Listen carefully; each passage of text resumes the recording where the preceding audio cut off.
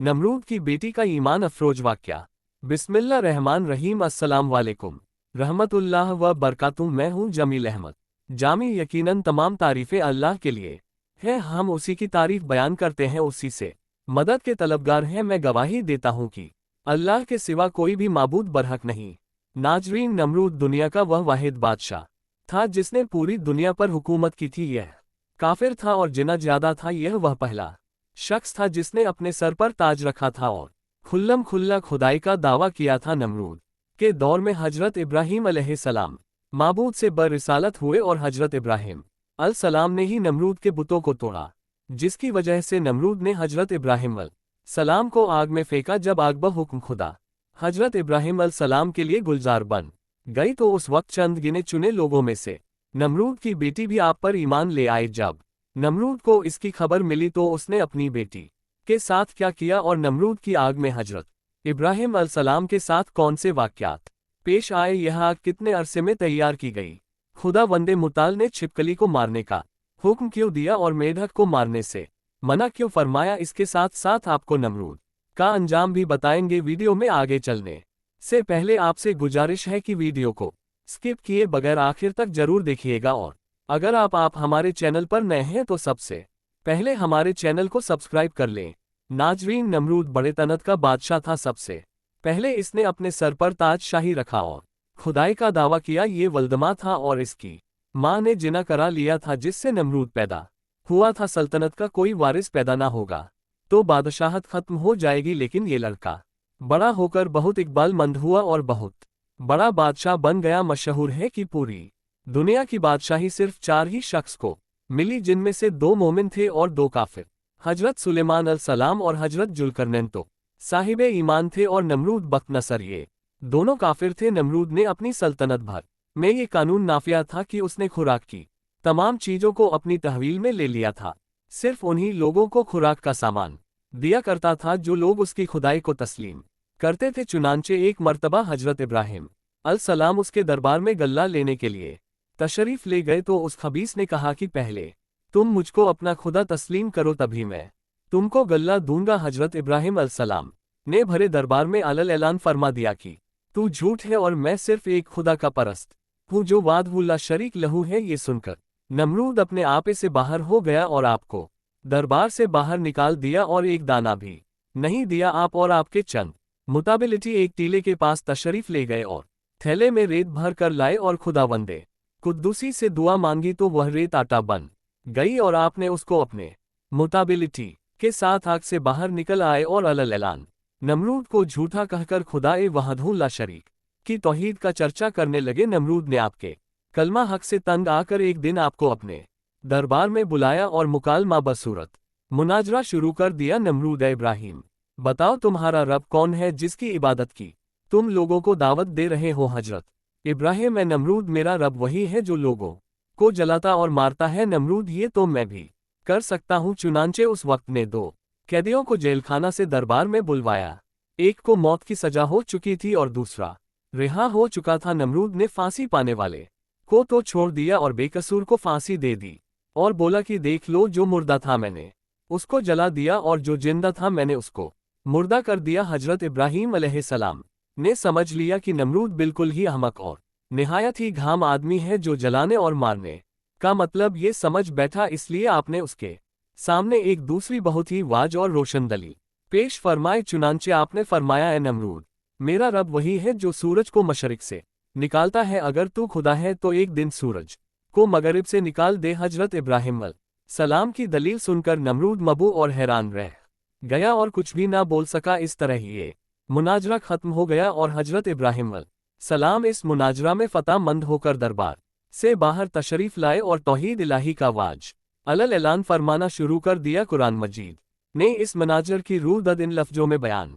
फरमाए कि ए महबूब, क्या तुमने ना देखा था उसे जो इब्राहिम से झगड़ा उसके रब के बार में इस पर कि अल्लाह ने उसे बादशाही दी, जबकि इब्राहिम ने कहा कि मेरा रब वह है कि जलाता है और मारता है। बोला, मैं जलाता और मारता हूँ। इब्राहिम ने फरमाया, तो अल्लाह तो सूरज को लाता है पूरब से, तू पश्चिम से ले आ। तो होश उड़ गए काफिर के और अल्लाह राह नहीं दिखलाता जालिमों को। हजरत इब्राहिम अलसलाम खुदा वंद की तौहीद के ऐलान पर पहाड़ की तरह कायम रहे ना कि नमरूद की बेशुमार फौजों से यब हुए ना उसके जुल्म और जबर से मूव हुए, बल्कि उस जालिम ने आपको आग के शोलों में डलवा दिया। उस वक्त भी आपके पाए अजमो इस्तकलाल में बाल बराबर लगज नहीं हुई और आप बराबर नारा एतदत करते रहे। फिर उस बेरहम ने आप पर दाना पानी बंद कर दिया, इस पर भी आपके अजमो इस्तकाम, या फिर उसने आपको मुनाजरा का चैलेंज दिया और दरबार शाही में तलब किया ताकि शाही रोब और दाब दिखाकर आप अलसलाम को मरूफ कर दे। लेकिन आपने बिल्कुल बेखौफ होकर मनाजर का चैलेंज कबूल फरमा लिया और दरबार शाही में पहुंचकर ऐसी मजबूत और दन शिकन दलील पेश फरमाई कि नमरूद के होश उठ गए और वह हक्का बक्का होकर लाजवाब और खामोश हो गया और भरे दरबार में उस कलमा हक की तजल्ली हो गई। बिला आखिर हजरत इब्राहिम अलैहिस्सलाम की सदाकत और हक का नियत का परचम सर बुलंद हो गया और नमरूद एक मच्छर जैसी हकीर मखलूक से हलाक कर दिया गया। हजरत इब्राहिम अलैहिस्सलाम को आग में फेंकने का वाक़या मुफस्सिर ने इस तरह बयान किया है कि ईद के दिन कौम के लोगों ने हजरत इब्राहिम अलैहिस्सलाम को भी शहर से बाहर मेले में चलने की दावत दी, लेकिन उन्होंने तबीयत की खराबी का कहकर जाने से मजरत कर ली। दरहकीक वह ऐसे ही मौके की तलाश में थे, चुनांचे जब पूरी कौम मेले में शिरकत के लिए चली गई तो हजरत इब्राहिम अलैहिस्सलाम एक कुल्हाड़ी में दाखिल हुए। उनमें से अक्सर उनके बाप आजा के हाथों से तराशे हुए थे। हजरत इब्राहिम अलैहिस्सलाम बड़े देवता के हैकल में चले गए। कौम का सबसे मुकद्दस देवता बातिल खुदा का सरदार माना जाता था। हजरत इब्राहिम अलैहिस्सलाम ने देखा कि वहां मौजूद पत्थर और लकड़ी से बनाए गए देवताओं के सामने फल खानों और मिठाइयों के ख्वान रखे हुए थे जो लोगों ने चढ़ावे के तौर पर नजर किए थे। हजरत इब्राहिम अलैहिस्सलाम ने उन मूर्तियों को मुखातिब करके कहा, ये सब तुम्हारे लिए रखा है, तुम खाते क्यों नहीं? हजरत इब्राहिम ने दोबारा फरमाया, मैं तुमसे मुखातिब हूं, तुम मेरी बात क्यों नहीं सुनते, मेरी बात का जवाब क्यों नहीं देते? हजरत इब्राहिम अलैहिस्सलाम ने हथौड़े से उनको तोड़ दिया, लेकिन सिर्फ एक बब्बू को रहने दिया और उस बुत के कांधे पर कुल्हाड़ी दे के बाद सुबह को जब नमरूदियों की वापसी हुई तो उन्होंने अपने बुत खाने में हशर का मंजर देखा। उनके खुदाओं के हशर नश्र ने उनके पैरों तले जमीन निकाल दी। इस वाक़ की खबर सबसे पहले नमरूद को दी गई।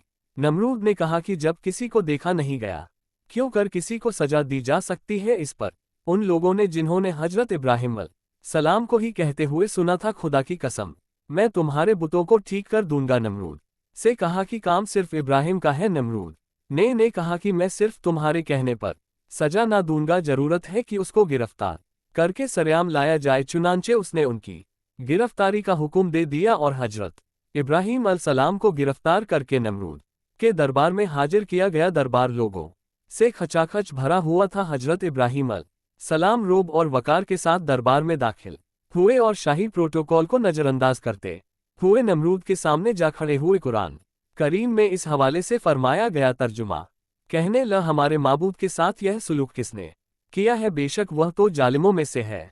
लोगों ने कहा, हमने एक नौजवान को उनका जिक्र करते हुए सुना है, उसका नाम इब्राहिम है। वह बोले कि उसे लोगों के सामने लाओ ताकि वह गवाह रहे। जब इब्राहिम अलैहिस्सलाम आए तो उनसे कहा, क्या हमारे माबूद के साथ यह काम तूने किया है? इब्राहिम अलैहिस्सलाम ने कहा कि यह काम उस बड़े बुत ने किया होगा। अगर यह बोलते हैं तो इनसे पूछ लो। वह सर नीचा करके बोले, तुम जानते हो कि यह बोल नहीं सकते। सूर अंबिया आयत 58-65।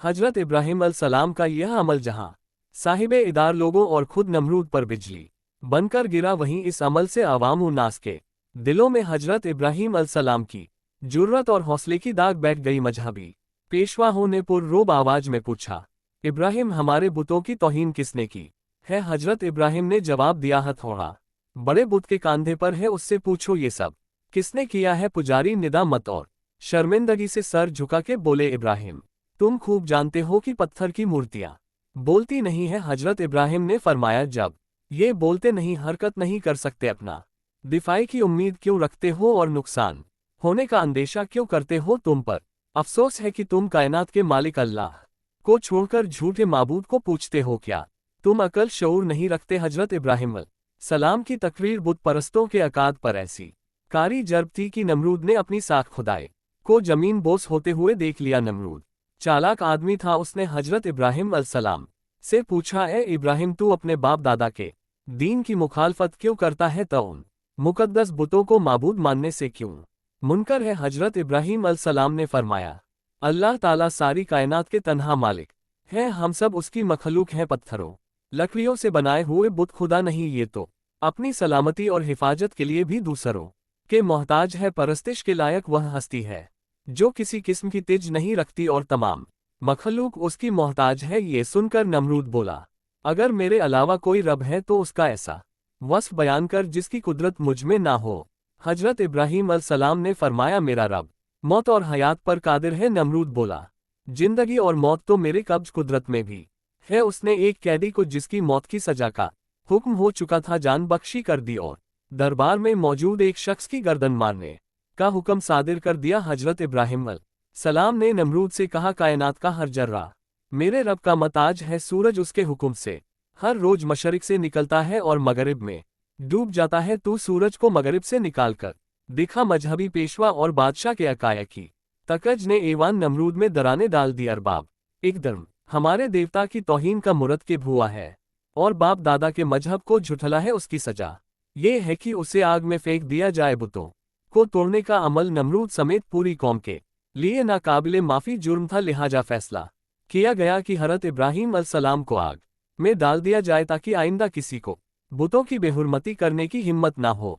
चुनांचे पूरी कौम लकड़ियां जमा करने के अमल में मसरूफ हो गई। यहाँ तक कि अगर कोई बीमार पड़ जाता या किसी का कोई काम ना होता तो वह मन्नत मानता कि अगर मुझे शिफा हो गई या मेरा काम मुकम्मल हो गया तो मैं इब्राहीम अलैहिस्सलाम को जलाने के लिए लकड़ियों का गट्ठा दूंगा। एक मुद्दत तक कौम लकड़ियां जमा करती रही। जब लकड़ियों का पहाड़ खड़ा हो गया तो एक बहुत गहरी खंदक खो दी गई लकड़ियों के उस ढेर को उसमें डाला गया। अजाब उल कसाया अजाब उल कसास। अल्लामा अब्दुल वाहिद बिन मोहम्मद अल मुफ्ती सफ़ा नंबर 87 में है कि नमरूद ने उनको गिरफ्तार करके एक लोहे वाले तंदूर में बंद करा दिया और उसमें भरपूर आग जलवा दी। काफी देर के बाद जब उन्हें बरामद किया तो जैसे कि वह तैसे थे, यानी उनको कोई गजन उस आग से ना पहुंचे। नमरूद ने हुक्म दिया, इन कैदखाने में बंद कर दिया जाए, उनको खत्म करने का कोई और हल तलाश किया जाए। चुनांचे एक रिवायत की बिना पर 40 दिन और एक रिवायत की बिना पर 7 साल कैद में रखा और उस दौरान उन्होंने नजर आतिश करने का फैसला किया। बर रिवायत मारिज नबूवत नमरूद ने बामक़ाम कूसा जो क्यूफा में है एक 4 दीवारी तैयार करवाई जिसकी लंबाई 4 फरस और चौड़ाई 4 फरसख थी। उसकी बुलंदी 100 गज थी और बर रिवायत रोज तुल सफ़ा उसकी लंबाई 60 गज, चौड़ाई 40 गज और बुलंदी 20 गज थी। जब 4 दीवारी मुकम्मल हो गई तो उसने हुक्म दिया कि इसे अच्छी जल वाली लकड़ियों से भर दिया जाए। चुनांचे उसे लकड़ियों से पूर कर दिया गया। एक रिवायत में कि यह 4 दीवारी 1 माह में पूर की गई और चारों तरफ वह जलने लगी। जब उसके शोले भड़के तो उन्होंने मीलों यह आलम पैदा कर दिया कि कोई करीब ना जा सकता था, कोई परिंदा फायबाला तक उस पर से गुजर ना सकता था। तिब में है कि आग को भड़काने में 2 साल लगे थे। उसमें यह भी है कि 4 दीवारी के बाहर भी लकड़ियां जमा की गई थी। आग तो रोशन कर दी गई, लेकिन अब कोई रास्ता ऐसा ना था कि हजरत इब्राहीम अलैहिस्सलाम को आग में डाला जा सके, क्योंकि करीब कोई नहीं जा सकता था। लोग इसी तरदूत और मशवरे में थे कि शैतान ने उन्हें मंजनी बनाने का मशवरा दिया और बनाने की तरकीब बताई। जब मंजनी तैयार हो गई तो उसने उसमें पहले एक बड़ा पत्थर रखकर फेंका। जब तजुर्बे ने बता दिया कि मंजनी ठीक बन गई है और काम ठीक कर रही है तो हजरत इब्राहीम अलैहिस्सलाम के हाथ पांव बांधे गए और गले में भी तौक़ियाहीन डाला गया। फिर मंजनी में बिठाकर उन्हें फेंका गया। एक रिवायत में कि जब हाथ पांव बांधे गए इब्राहीम अलैहिस्सलाम ने बारगाह खुदा वदी में हाथ उठाकर कहा, ला इलाहा इल्ला अंता सुभान का रब्बुल आलमीन लकल हमद वलकल मुल्क ला इलाहा इल्ला अंत सुभानकल्लाहुम्मा। हमें अल्लाह ही काफ़ी है और वो बेहतरीन कारसाज है। हजरत अबू हुरैरा रज़ियल्लाहु अन्हु से मरब है कि रसूल अकरम सल्लल्लाहु अलैहि वसल्लम ने फरमाया कि जब हजरत इब्राहीम अलैहिस्सलाम को आग में डाला गया तो उन्होंने कहा, ऐ मेरे अल्लाह, तू आसमान में तन्हा और जमीन में तेरी इबादत करने वाला तन्हा है। एक रिवायत में कि उसी दौरान आसमान के मजज फरिश्ते बारगाह संगीत खुदा बख्श आतिश किया जा रहा है हमारे मालिक, तो उनको को बचाने के लिए हमको हुक्म हुआ, जाओ अगर इब्राहीम तुम्हारी मदद कबूल कर ले तो बेशक तुम उनकी इमदाद करो। वो फरिश्ते जमीन पर नाजिल हुए और हजरत इब्राहीम अलैहिस्सलाम की खिदमत में मदद करने की ख्वाहिश की। हजरत इब्राहीम अलैहिस्सलाम ने इमदाद कबूल करने से इनकार कर दिया। फिर वो फरिश्ते आए जो हवा और पानी पर मुता है। फरिश्ता हवा ने कहा कि आप कहें तो हम आंधी के जरिए इसहाक को मुंतशिर कर दें। आपने फरमाया मैं मौका इम्तिहान में हूं, मुझे तुम्हारी इमदाद की जरूरत नहीं है। फिर पानी वाला फरिश्ता आगे बढ़ा और उसने भी कहा कि अगर आप कहे तो पानी बरसाक आपको बुझा दूं। इरशाद हुआ जरूरत नहीं है। अलगर्ज हजरत इब्राहीम सलाम को मंजनी में रखकर फेंका गया। वह हवा में उलट पलटते जा रहे थे कि हजरत जिब्रील अल सलाम ने बढ़कर इस्तकबाल किया और उनसे मुलाकात करके कहा, इब्राहिम तुम्हें कोई हाजत है? फरमाया बेशक है, लेकिन तुमसे नहीं। फिर हजरत जिब्राइल अल सलाम ने कहा कि अच्छा मालिक ही की तरफ रुजू करो। कहा सवाल की जरूरत नहीं, हमारे हाल का उसे इल्म होना ही काफी है। मुख्तसर यह कि हजरत इब्राहिम अल सलाम भड़कते हुए शोलों में पहुंचे, फिर नीचे की तरफ आग के दरमियान वारिद हुए। फरमाने बारी ताला आग को पहुंच चुका था। आग सलामती के साथ इब्राहिम के लिए ठंडी हो जा आग गुले गुलजार बन गई, फूलों की कसरत हो गई। सिद्दी का बयान है कि फरिश्तों ने हजरत इब्राहिम अल सलाम को जमीन पर बिठा दिया। उनके बैठते ही उनके करीब चश्मा जारी हो गया, गुलाब और नरजिश के फूल खिल गए। एक रिवायत में हजरत इब्राहिम अल सलाम जूही वसत आग में पहुंचे, हजरत जिब्रील अल सलाम ने फौरन बलूल का एक तख्त बिछाकर उस पर उन्हें बिठाया। उनके तख्त पर बैठते ही चश्मा आब जारी हुआ और गिर्द गिर्द फूलों के दरख्त नुमाया हो गए। एक रिवायत में कि जली हुई लकड़ियों के बाकी हिस्से को जो जलने से रह गया था उसे हजरत जिब्रील अल सलाम ने जमीन में नसर कर दिया और उससे हरे भरे दरख्त पैदा हो गए जिनमें ताजे फूल लगे हुए थे। उसी दौरान में नमरूद ने अपने मीनार पर जाकर इब्राहिम अल सलाम की तरफ जो निगाह की तो उन्हें जन्नत नुमा गुलजार में बैठा हुआ देखा। उसे ख्याल था कि वह जल भून कर राख हो गए होंगे। जब उसने उन्हें इस हाल में देखा तो बहुत हैरान हुआ और उसके दिल में ख्याल पैदा हो गया कि आपको यह आग नहीं जला सकी और आप सही और सालिम बरामद होंगे तो लाजन मेरे लिए और ज्यादा मुझे साबित होंगे। यही कुछ सोचकर उसने अपने कारकुनों को हुक्म दिया कि मंजनी के जरिए से इब्राहिम पर पत्थर फेंके जाए। चुनांचे बड़े बड़े पत्थर उस राख में फेंके गए। वो पत्थर बर रिवायत अजाब उल का सफ़ा नंबर 88 एक मकाम पर हवा में जमा हो गए और बहुक्म खुदा बादलों की सूरत इख्तियार करके बरसने लगे, जिसके नतीजे में उस हिस्से के अलावा जो गुलजार बना हुआ था, जिस कदर भी आगे तवील 4 दीवारी में थी, सब बुझ गई। अल्लामा मस्जिद तहरीर फरमाते हैं कि दुनिया में सबसे पहले जो मंजनी बनाई गई थी वह वही थी जिसमें रखकर हजरत इब्राहिम अल सलाम को आग में डाला गया। यह मंजनी मकौम कूसा में जो क्यूफा के एक गांव कंजारा में वाक़ शैतान के हाथों बनी थी। उन्होंने हयातुल कुलूब के सफ़ा नंबर 90 में तहरीर फरमाया कि हजरत इब्राहिम अल सलाम को जब हाथ पांव बांधकर मंजनी में रखा तो उनके चाचा आजा, जो हुकूमत नमरूद का वजीर था, हजरत इब्राहिम अल सलाम के पास आया और उनके रुख मुबारक पर एक तमाचा मारकर कहा, अब भी अपनी हरकत से बाज आए और नमरूद की खुदाई को तस्लीम कर ले। हजरत इब्राहिम अल सलाम ने फरमाया, जो खुदा है खुदाई उसी की तस्लीम की जाएगी और उसी की तस्लीम शुदा है, ये ना खुदा है ना इसकी खुदाई मानी जा सकती है। एक हदीस में है कि हजरत इब्राहिम अल सलाम के लिए आग ठंड हुई तो उसका असर 3 दिन तक दुनिया की तमाम आग पर रहा और उसमें ठंडक आ गई थी। उल्मा फरमाते हैं कि अगर अल्लाह ताला ठंडी के साथ सलामती वाली ना कहता तो उस आग की ठंडक हजरत इब्राहिम अल सलाम के लिए ना काबिले बर्दाश्त होती।